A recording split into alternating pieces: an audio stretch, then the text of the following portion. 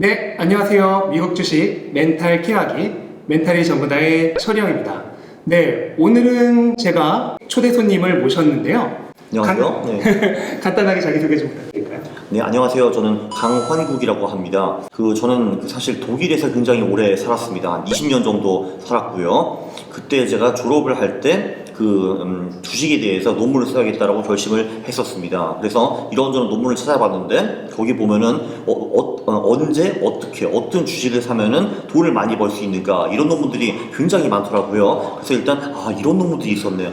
저명한 교수들 심지어 노벨상을 받으신 분들이 이런 논문을 많이 썼구나 해서 끄떡끄떡하고 일단 저는 그 논문을 쓰고 졸업하고 다시 한국에 왔습니다. 군복무 때문에요. 일단 와가지고 이제 제가 공익 쪽으로 좀 빠졌는데 시간 여유가 있다 보니까 그래 그럼 내가 거기서 배운 거 그 논문에 나오는 거를 그대로 한번 적용하면 돈을 벌 수 있지 않을까 라고 생각을 해봤는데 실제로 돈이 벌리더라고요. 그래서 그런 식으로 이제 돈을 좀 싸다가 코트라라는 직장에 입사를 하게 되었습니다. 대한무역투자진흥공사라고요. 소위 신의 직장이라고 불리기도 합니다. 그래서 이제 거기서 근무도 하고 거기서 주재원 생활을 2번 했었죠. 이제 2번 다 독일에서 했는데 2012년부터 16년까지 한 번 가 있었고 18년부터 21년까지 가 있었는데 그럼 그 중간에 2년이 비잖아요. 그때 제가 다시 국내에서 근무를 했습니다. 근데 저는 사실 당연히 누구나 이렇게 논문을 보고 거기서 나온 규칙 기반 투자를 하는 줄 알았어요. 그걸 우리는 퀀트 투자라고 하는데 근데 아니더라고요. 와보니까 그렇게 하시는 분들이 아무도 없더라고요. 그래서 그러면은 이런 좋은 거를 나 혼자만 아는 게 아니라 좀 알려드리면 좋겠다 하는 식으로 생각을 해서 책도 좀 쓰게 됐습니다. 그게 할 수 있다 퀀트 투자라는 책이었는데요. 저는 아무 기대도 안 했습니다. 근데 놀랍게도 그 책이 그래도 한 3만 권 정도 팔렸어요. 그래서 그럼 후속작도 한번 써봐야겠다 해서 요번에 하면 된다 퀀트 투자라는 책을 쓰게 되었습니다. 그런데 그 할 수 있다 퀀트 투자라는 첫 번째 책이랑 내용이 완전히 다릅니다. 그래서 기대하셔도 될 것 같고요. 그래서 어쨌든 이런 퀀트 투자 같은 것도 좀 하고 그리고 뭐 다른 투자도 잘 되고 제가 이제 주재원 생활하면서 모은 돈도 있고 해가지고 제가 올해 퇴사하고 이제 파이어 생활을 즐기게 되었습니다. 일단은 논문을 보고 투자를 하시려는 건 생각을 하셨다는 것 자체가 되게 대단한 것 같아요. 대부분의 사람은 무슨 공부를 하더라도 책으로 공부를 하지 논문으로 공부를 하는 사람은 진짜 거의 아무도 없거든요. 근데 사실 이제 저도 주식책을 졸업하기 전에도 굉장히 많이 보기는 했는데요. 일단 졸업을 하기 위해서 제가 뒤지다 보니까 그런 논문 자체가 있다라는 걸 제가 알게 되었습니다. 그게 2006년이었죠. 그래서 그 후에는 사실 저는 이제 소위 비기량 투자는 다 포기해버리고 오로지 기량적으로 주식적으로 하는 퀀트 투자만 하게 되었습니다. 그게 한 15년 전이네요, 벌써. 그러면은 일단 지금 책을 2권이나 쓰시고 그리고 신의 직장을 관두셨다는 거는 이제 경제적 자유를 얻으신 건가요? 네, 저는 그렇다고 봅니다. 네네.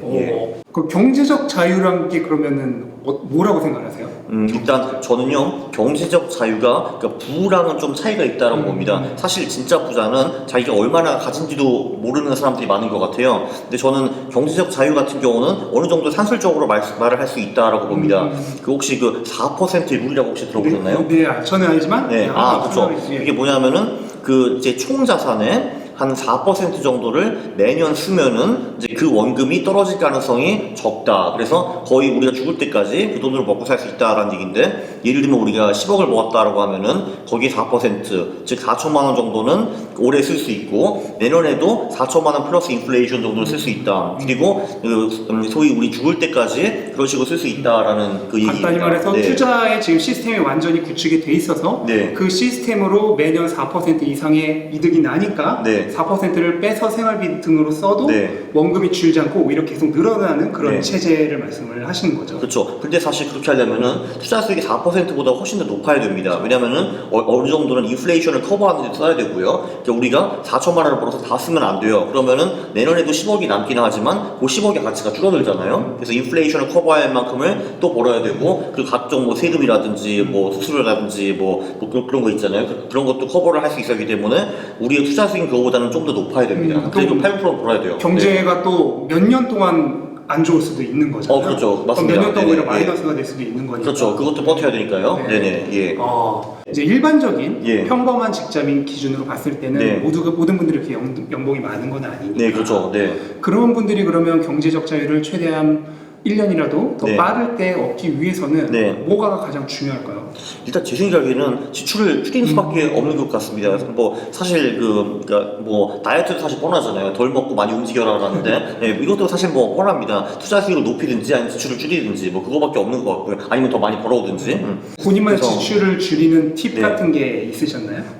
제 생각에는 일단 월 지출을 설정을 해야 됩니다. 근데 그거 하기 위해서는 그 전에 가계부를 한번 써봐야겠죠. 석 달, 넉 달 써보면은 내가 대충 얼마의 돈을 쓰고 그리고 이제 좀 쓸데없는 지출들이 나오지 않습니까? 그거를 빼면은 한 대충 이 정도면 살 수 있겠다라고 월 목표액을 정한 다음에 본인의 생활을 거기에 맞춰야 된다고 생각을 합니다. 네. 그러니까 돈을 사람한테 맞추는 게 아니라 그 사람을 당분간 돈한테 맞춰야 돼요. 그러면 내가 돈의 노예가 되는 게 아닌가라고 생각을 할 수가 있는데 그거 몇 년 정도 하고서 내가 돈을 주무르는 게 낫지 반대로 하는 것보다는 그게 훨씬 낫다고 저는 생각합니다. 그러니까 네. 힘들더라도 어느 정도의 규모의 돈을 만들 때까지는 그렇죠. 네네. 좀 힘들게 네. 네, 그렇게 생활 수준을 딱 조여서 생활을 할 필요가 있다고 네, 그렇죠. 생각하시는 거네요. 네, 그래서 특히 사실 처음 1억을 모으기가 굉장히 어렵다라고 저는 생각을 하고 그 1억이라는 거는 굉장히 많은 분들이 사실 강조하는 겁니다.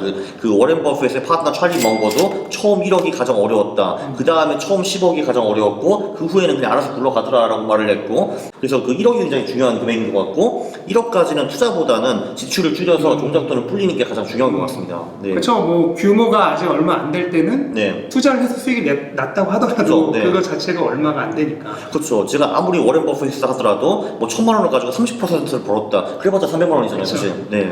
그러면은 1억 모으실 때까지는 투자를 안 하신 거예요? 아니요, 그냥 계속 병행해서 했습니다. 병행해서 네네. 했는데 네. 투자로 버는 돈보다는 네. 한 1억까지는 지출을 줄여서 버는 돈이 네. 더 많다는 그렇죠, 뜻이죠. 그렇죠. 네. 근데 이제 네. 대한민국에서는 아무래도 네. 주식보다는 사실 사람들이 이제 부동산에 더 네네네. 관심이 많잖아요. 그럼요. 네. 근데 그래도 저희는 둘 다 네. 주식 투자를 더 선호하는 사람들인데 네, 그렇죠. 네. 주식 투자, 부동산 투자에 대해서는 어떻게 생각을 하시나요? 일단 장기적 수익을 봐도 주식과 부동산이랑 저는 그냥 비슷하다고 생각을 해요. 소위 리스크 조정 수익은 부동산이 오히려 더 높다고 저는 생각을 합니다. 그리고 가족이 있는 경우에는 하나 사두는 게 저는 좋다고 생각을 해요. 그거는 투자뿐만이 아니라 굉장히 많은 다른 이유도 있잖아요. 뭐 예를 들면 애들이 뭐 학원을 다니고 친구들이 다 있는데 우리 아빠가 돈이 없어가지고 저기 광명이 어딘지 아니? 하면서 이제 그쪽으로 넘어가기가 굉장히 좀 비참하잖아요. 근데 이런 거를 다 피하기 위해서 그냥 심적 안정을 위해서 가족은 집을 사는 게 좋다라고 생각하는데 저는 가족이 없습니다. 그래서 저한테는 그게 유효하지 않아요. 일단 사람이 한 명이면은 저 하나 기어 들어갈 방은 이 서울 어딘가 언제나 있습니다. 뭐 사실 서울은 국제적으로 보면은 월세가 싼 편이에요. 뭐 원룸 같은 거 월 50만, 60만 원으로 들어갈 수 있는데 굉장히 많잖아요. 네. 그럼 뭐 달러 기준으로 뭐 400, 500불이잖아요, 사실. 400, 500불로 기어 들어갈 수 있는 곳은 뭐 뉴욕이나 런던 같은 데는 없어요, 사실. 근데 그렇기 때문에 나 혼자 있으면은 집을 굳이 살 필요 없다. 거주 공간에 욕심이 별로 없다고 하면은 일단 아까 이제 본인이 경제적 자유를 이제 얻으시면서 네. 이제 영원히 원금이 줄지 않은 네. 그런 일종의 선순환 구조를 네네. 만드셨다고 했는데 예. 거기에 대해서 조금 잠깐만 설명이 가능하실까요? 일단 기본적으로 조금 전에 말씀드린 25배는 저는 좀 많이 넘어가 있고요. 물론 제 지출이 작기도 하고, 이제 제 자산이 그거보다 좀 더 크기도 하고요. 예. 일단 기본적으로 선순환 구조를 이루려면은 뭐 자산 배분을 일단 잘해야 되는 것 같습니다. 예. 자산 배분이라는 건 막연하게 생각할 수 있는 건데, 사실 뭐 주식, 뭐 채권, 뭐 실물 자산, 이런 거를 배분하는 거라고 생각을 해요. 그리고 이것도 상당히 많은 퀀트 투자 전략들이 있습니다. 그거를 기량적으로 하고 이런 식으로 자산 배분을 했다면은 우리 최근 50년 동안에 얼마를 벌 수 있었고 최악의 상황이 얼마를 깨졌다 이런 전략들이 있습니다. 예. 가장 유명한 전략들은 뭐 영구 포트폴리오라든지 올웨더 전략 뭐 이런 것들이 있습니다. 그러면은 여기 대해서 조금만 더 얘기를 한번 해볼 수 있을까요? 네네네. 예를 들면 영구 포트폴리오는 굉장히 간단합니다. 자산이 있다 하면은 그거를 4등분 하는 겁니다. 그러니까 주식, 채권, 네. 금, 현금 이렇게 하는 거거든요. 그리고 1년 동안 아무것도 안 하고 1년 후 그냥 비중만 맞춰줍니다. 네. 그러니까 예를 들면은 뭐 주식을 사놨는데 그게 주식이 예를 들면 1년 동안 많이 오르면 그 주식 비중이 전체 포트폴리오에서 올라갈 거 아닙니까? 그럼 조금 팔아가지고 다시 25% 맞추고 예를 들면 채권 1년 동안 죽을 썼다 하면 비중이 떨어질 테니까 얘를 그 돈으로 좀 사주고 이렇게 하면 되는 거고요.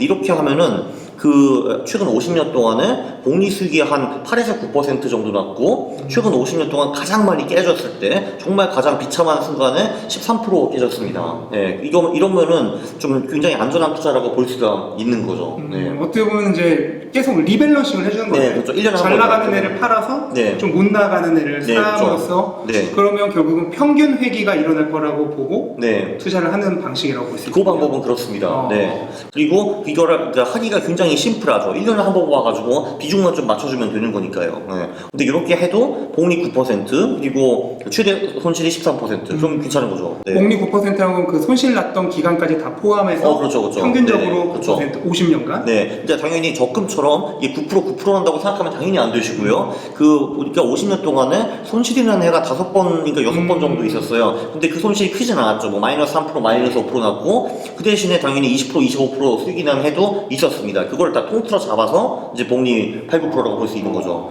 8.7인가 8.8인가 그래요. 제가 기억하기로는. 그럼 지금 하고 계시는 본인의 퀀트 투자법은 네. 어떤 건가요? 지금? 그 조금 전에 말씀드린 그 자산 배분에다가 또 마켓 타이밍을 섞을 수가 있습니다. 네, 마켓 타이밍이라고 생각하면은 뭐 예측한다는 거야? 주식이 오를지 내릴지? 이제 그런 거는 아니고요. 그 최근 3에서 12개월 동안에 이제 많이 오른 자산을 따라가면은 그게 계속 오를 가능성이 좀 더 높습니다. 그래서 이제 그거는 제가 하고 있고요. 그거를 이제 저희는 동적 자산 배분이라고 합니다. 자산 배분에 그 다이내믹, 동적을 붙여서 이제 모멘텀 투자를 같이 좀 가미한 그런 전략들이 있거든요. 그것들도 이제 저는 그래서 3개의 전략을 혼합해서 쓰고 있는데 그거는 이제 물론 당연히 과거 데이터긴 하지만 최근 50년 동안에 복리 14%에 최대 손실이 8% 이제 이렇게 나는 전략이 있습니다. 훨씬 더 커요. 철저하게 네. 어떻게 보면 프로그래밍적인 투자를 네, 그렇죠. 하는 거네요. 네네네. 예. 그리고 사실 이제 아까 이제 모멘텀을 탄다고 말씀하셨는데 네. 그 처음에 소개해 주신 방법은 사실 그 모멘텀을 스스로 잘라내는 방식이었잖아요. 오르는 네, 애를 어느 팔아서 정도요. 네네. 예. 떨어지는 애를 사는 거니까. 네. 근데 실제로 이 방식을 써보시면은 다 아시겠지만 오르는 애는 한동안 계속 오르고 네, 맞아요. 네네. 떨어지는 애는 한동안 계속 떨어지고 네, 맞아요. 네네. 그러니까 오르는 애를 너무 빨리 팔아서 떨어지는 애를 사면 사실 네. 나중에 보면 손해볼 가능성이 그렇죠. 네. 높죠.